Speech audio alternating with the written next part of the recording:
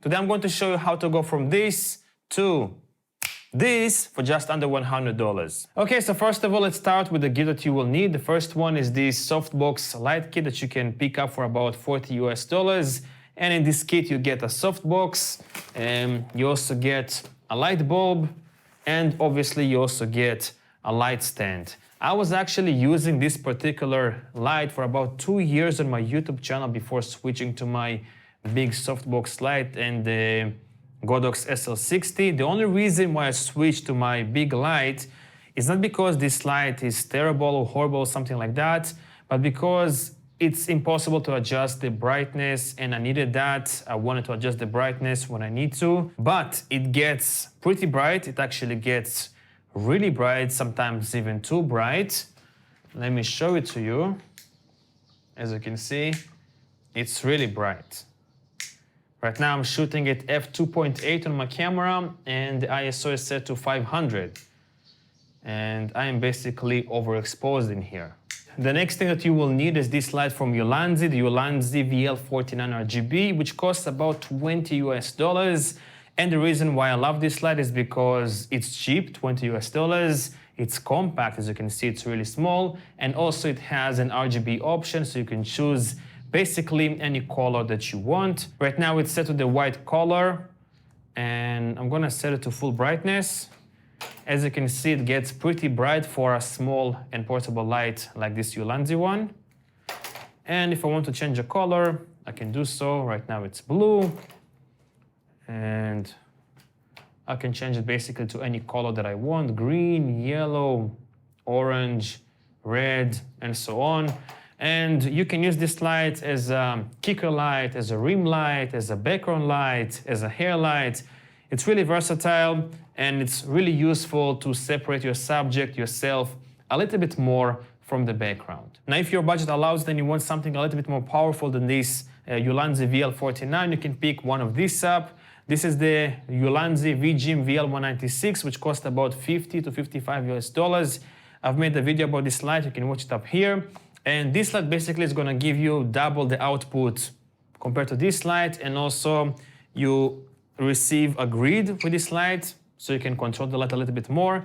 And also it has a longer battery life than the Ulanzi VL49. And now the next thing that you will need is one of these 5-in-1 reflectors. I don't care how much of a professional you are, not professional, you need to have this in your kit because it's so versatile, it's so useful, and it's not expensive. It's about $10, $15, something like that.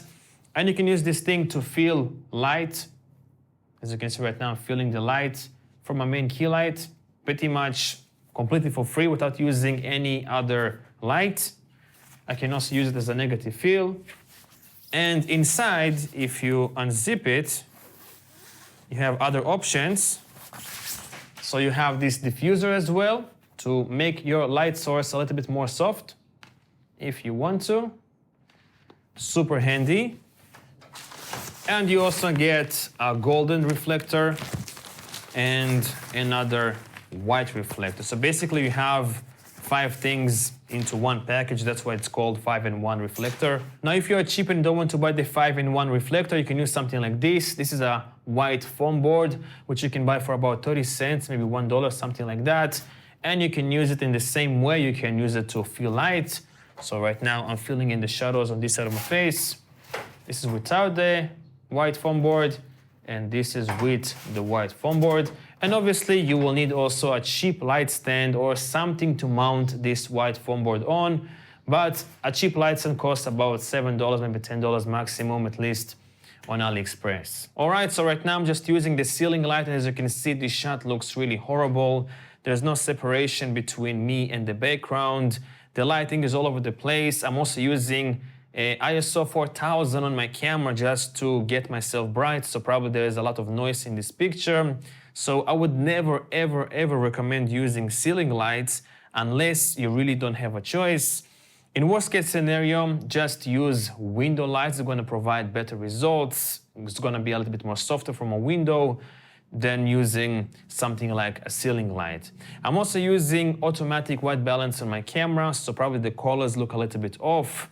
Later on, we're going to adjust the white balance manually to get the right colors and to make the picture as good as possible. So let me switch right now to my lighting setup with the gear that I showed you before and see how much of a difference it makes.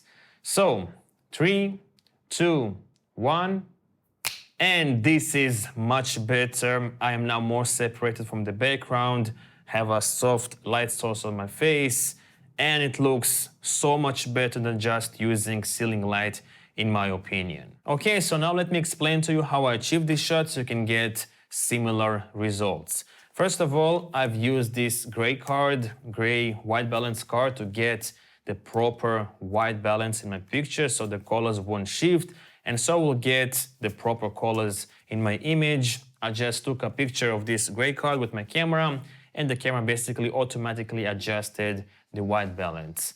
Now, if you don't have as high-end a camera as I have, if you have a phone or something like that, you can use a Filmic Pro application, which does provide the option to choose a manual white balance setting. And also, if you're using a GoPro, you can adjust the Kelvin value until you see that the colors are accurate. This costs about $3 to $5, something like that. Really cheap, but it's really useful. And now let's take a look at the key light. I'm using the Softbox that I showed you before with a little bit of modification. I added the 5-in-1 reflector diffuser on top of the light just to make it a little bit softer and also less harsh, less bright, because generally I like my light to be really soft and not too bright, not too harsh on my face, so it will look as pleasing as possible. And also, as you can see, I have the light a little bit above me and pointing downwards towards my face, because generally that's how I like my lights as well. I don't like them to be right on my side because it looks kind of unnatural. Usually, if the light is a little bit above you, it looks more natural because that's how the sun is. It's usually above your face, above your head, and it looks the most natural in my opinion. So I have the light at about 40 degrees from my body and pointing downwards as well at about 40-45 degrees for the most natural and pleasing look. And then here on the left side, I have a big white foam board to fill in the shadows on the left side of my face by bouncing the light from the key light back to my face basically. And in my opinion, it makes a huge difference. So right now, this is with the white foam board, and I'm going to remove it. And this is without the white foam board. As you can see right now, this side of my face is really dark, completely black, basically.